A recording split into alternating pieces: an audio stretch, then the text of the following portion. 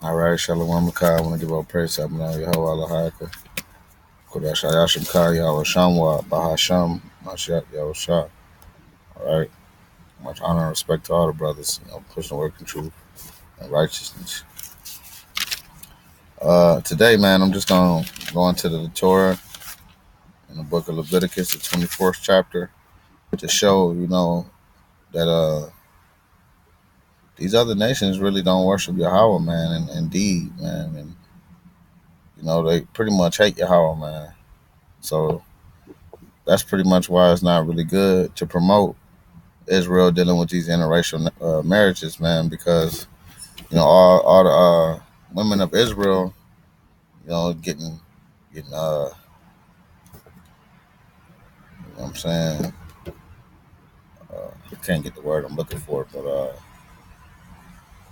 pretty much, they're getting defiled by the other nations, man. These other nations are dealing with all these Israelite women, and they're following their gods, man. You know what I'm saying? Because they're being humbled, you know, and that's why it's not good to really promote that interracial marriage, man, because you know the Israelite woman is dealing with the other nation, and I'm not just talking about the black woman. I'm talking about all 12 tribes, man, scattered abroad. Uh, you see the Latino woman dealing with Esau and other nations, Native American woman, the you know, it's like a Mexican woman, but uh, what's the Jamaican woman, all the nation of Israel dealing with being defiled, and and the scriptures tell you there shall be no whore of the daughter of Israel, man. So like when these Israelite women get with these heathen men, what happens? They bug out, man. They bug out and start serving their guys, and that's why a lot of our Israelite women appear as strange women themselves, man, because they don't have the proper head over them, man. An Israelite woman can't function without an Israelite man. That's impossible, man. All right. This is a clear example in Leviticus, man. Okay, straight out of Egypt before they got the testimony. You know what I'm saying? When you could deal with anybody, it wasn't no laws on who not to deal with. They didn't have that law in Egypt. But when they came out, Yahweh did give them the law, and He didn't separate those marriages off top. You know, but we start seeing people start blaspheming, and Yahweh had to get the strangers that blaspheme His name up out of the congregation of Israel, because we had strangers amongst us. It tell you that in Exodus, we had the mixed multitude. But in Nehemiah's time, they said that they separated from Israel all the mixed multitude. I mean, yeah, in Nehemiah's time, man, when they was going back into the land, because the law was in existence, and these women were not humble, they were not inah. You know what I'm saying? They wasn't humiliated and abased. And that was through shaving head and to shave their head and trim their nails and wait a month to hit. You know what I'm saying? To have sex with them. And shaving head is used for purifying. Like in the law with leprosy, you know what I'm saying? If you get leprosy in your head and all that, you're supposed to shave your head and, you know, cut off all the hair off your head, cut off your eyebrows, cut off your beard, man. That was used for cleansing, man, when you shave off all your hair, man. Um, and in the vow of the Nazarite, they shaved their hair for the purification and cleansing. So, I mean, how is these women really getting cleansed, man? You know what I'm saying? You think they're really listening to you, man? A woman will make you believe anything, man. You know what I'm saying? You would really believe a woman will make a nigga a believer, man. You'll be really thinking, you know what I'm saying, your woman is Sarah, man. And like I had to always say, man, she's not Sarah, brother. She is not Sarah, okay? So that's why it's not pretty good to promote Israelites dealing with other nations, man, because you know it's like it's gonna be a opposition, man. You're gonna have one trying to follow the Torah, and then you're gonna have somebody else trying to follow the customs of their ancestors and traditions, and then you're gonna collide, man. You know what I'm saying? So you can't teach your child uh, truth and half truth. You know, you don't want to give them a cup of water with poison in it.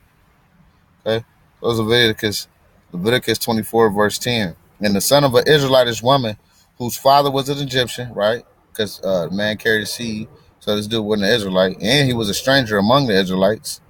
Okay, which we had strangers among the Israelites, that's no doubt.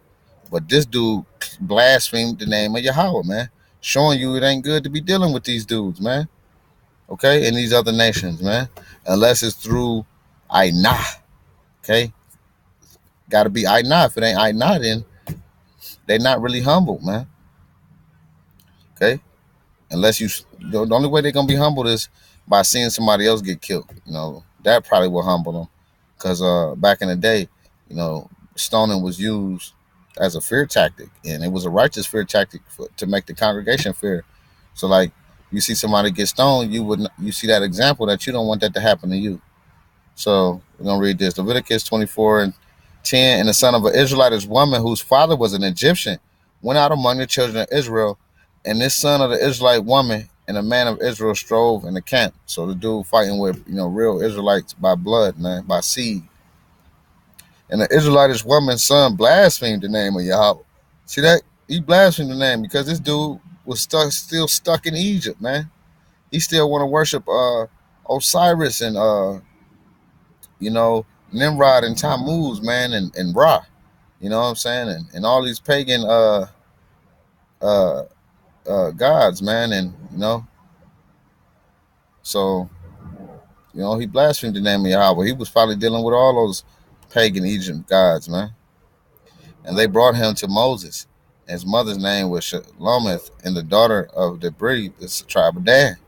They put him inward that the mind of Yahweh might be shown them. Yahweh spake to Moses, saying, "Bring them that have cursed without the camp." So they said, get them up out of the congregation." And what happened? And let all that heard him lay their hands upon him, and let all their congregation stone him. And thou shalt speak unto the children of Israel, saying, "Whosoever curses his God shall bear his sin. He that blasphemes the name of Yahweh, he shall surely be put to death," man. Right?